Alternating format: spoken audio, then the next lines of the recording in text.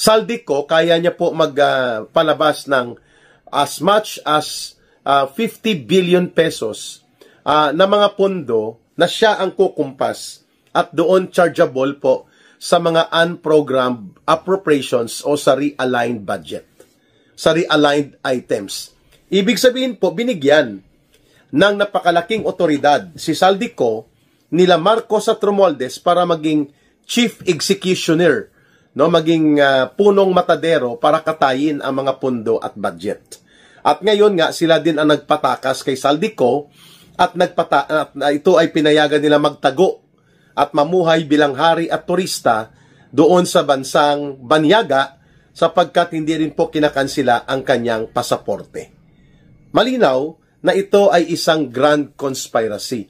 Idiniklara na po ng Korte Suprema kasi na ang mga unprogrammed appropriations na yan, basta walang budget items, yan po ay mahuhulog sa pork barrel. Lump sum appropriations, ang tawag po dyan, no? Lump sum. Hindi po inaalaw yan sa batas. At hindi po nagiging maayos ang pagkakagamit ng pondo kapag yan po ay bulk.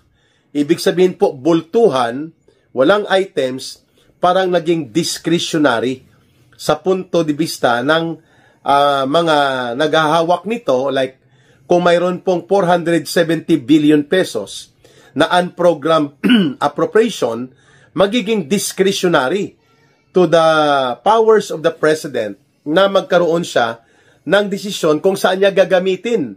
Kanino niya ibibigay, ipamimigay ang mga pundong ito at wala ng oversight review sa Congress. At ang Commission on Audit at ang DBM naging kasabwat pa para magpalabas ng ganito kalakihan at bultuhan na mga pundo. Kaya, ang isang panibagong mukha ng pagsindikato sa pondo ay itong unprogrammed appropriations. At sa loob po ng 3 budget cycles ni Marcos Jr., ang unprogrammed appropriations umaabot ng mahigit 2 trillion pesos. Wow! 2 trillion pesos, almost or mahigit pa, ang kabuuang unprogrammed appropriations from 2023, 2024, and 2025. So dahil unprogrammed, walang oversight review and supervision ng COA, ng Congress, at ito po ay kaya mong ipatupad at your own disposal, at your own discretionary authority. Yan po ang nangyari kung bakit mabilis, malawak, at napakalala at napakalubha po ng nangyaring pandarambong at pagnanakaw sa pundo ng ating mga mamamayan. Sa flood control projects alone, umabot po sa mahigit 1 trillion pesos ang dinambong at dinurubo. At ito ay nangyari dahil karamihan pala sa mga flood control projects itinago at doon po ibinaon sa mga unprogrammed appropriations. Ang isa pa po na pinagkukunan ng nitong mga kasindikatuhan ng pagbibigay pondo sa mga ginagawang ghost projects at ginagawa po na sindikato na mga proyekto nila na pagmumulan ng malawak na pandarambong at pagnanakaw ay ang mga realigned budgets. Ang mga realigned budget po na ito, dito rin ginagamit ang diskresyon ng Kongreso naman kung paano na ang mga nakatalaga at naka-itemize na budget program ay gagamitin nila upang maging daan na ito ay magiging bahagi ng isang malawakang sindikato. So 3 po na items sa budget ang ginagamit kung saan nakukuha at nagagamit nila ang tinatawag na unprogrammed appropriations, realigned budget at ang mga nakaparking o nakatago na mga pundo na insertions. Ayun, insertions, realignment, and unprogrammed appropriations. Diyan po nakatago, nakabaon at yan po ang pinaghuhugutan kung paano nagiging sindikato at isang malaking criminal operations ang buong budget process. Ayun. Kaya pala, hindi umiimik si Marcos kahit na sa loob po ng 3 budget cycles ng kanyang gobyerno nila ni Martin Romualdez 2023, 2024, 2025, umaabot na po sa mga almost 2 trillion pesos ang mga unprogrammed appropriations sapagkat diyan kinukuha. At nagiging otoridad at diskresyon ni Marcos kung papaano palusutin ang mga pondo na tinatawag na discretionary. Ayun! So, malinaw na itong tatlong pamamaraan ay naging isang sistematiko na disenyo at arkitekto nila Romualdez at nila Saldico na pinayagan at pinakinabangan nila Marcos. Ano po ulit yon?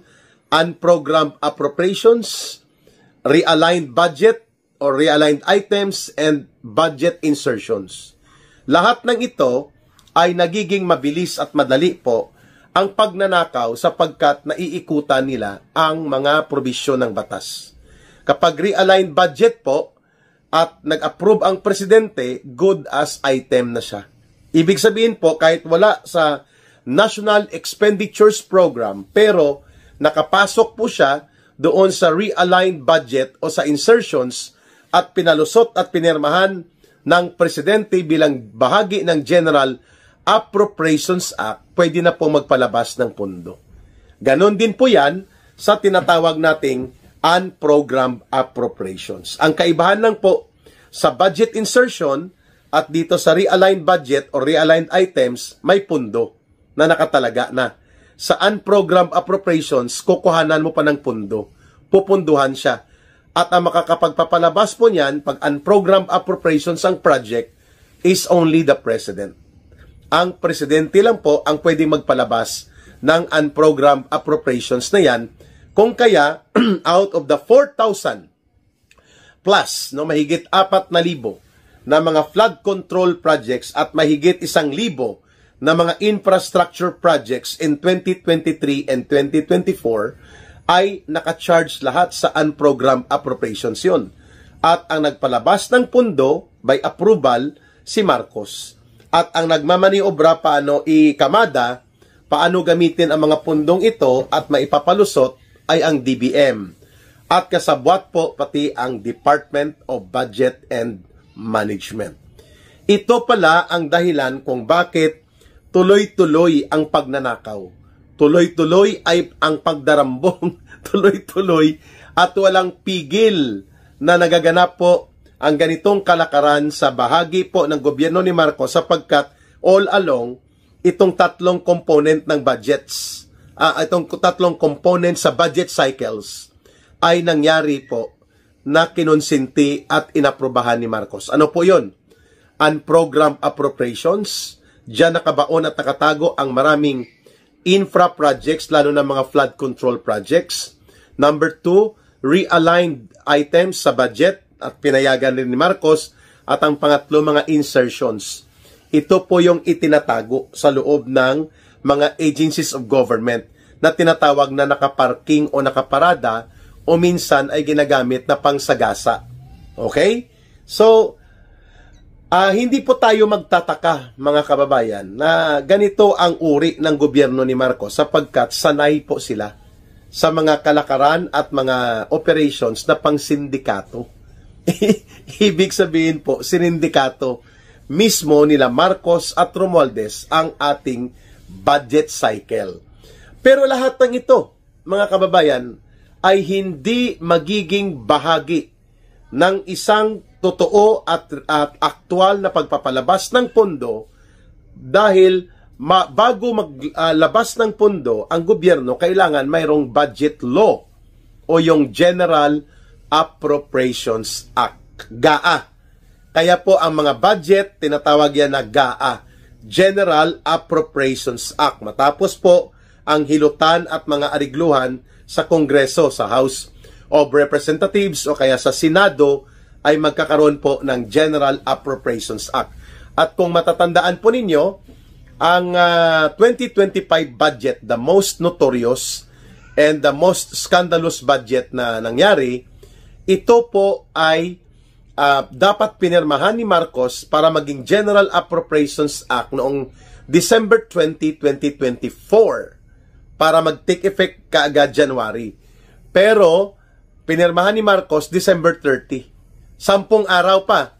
At hinilot-hilot pa at bago ipapirma o bago niya i-attach ang kanyang signature so that it will be published as General Appropriations Act. At dito, nakita nila Pangulong Duterte na mayroon pong 241 billion pesos na insertions.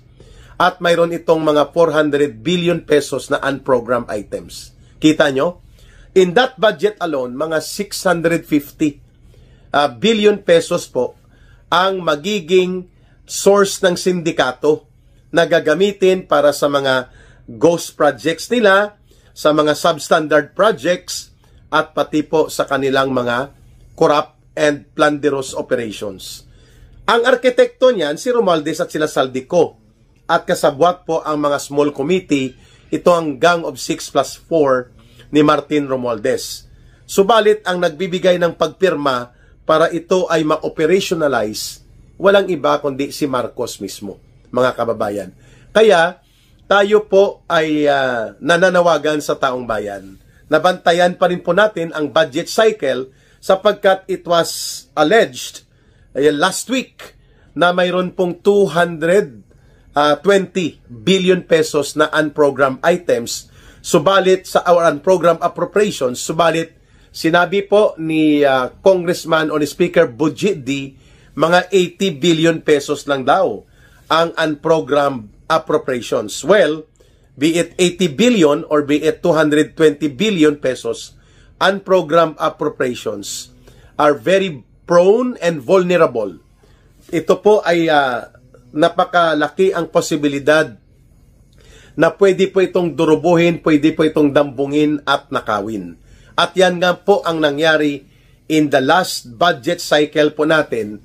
Ganyan na ganyan po ang naging kaganapan kung saan po ginamit ni Marcos at nila Romualdez ang unprogrammed appropriations, ang tinatawag na congressional insertions at realigned items upang maging matagumpay na mailusot ang pandarambong at pagnanakaw sa kaban ng bayan na hindi mahahalata kaagad sapagkat dumadaan naman sa budget cycle, pero ang malala po ay naisisingit, na ilulusot ng hindi po na pag-uusapan in the oversight review of the budget sa plenary man o sa committee level. Ayun, sapagkat sinadya pong gawin ito pagkatapos po ng second reading at bago magkaroon ng BICAM o even after the bicameral conference, nagkakaroon po ng mga palusot at pailalim na kriminal na operations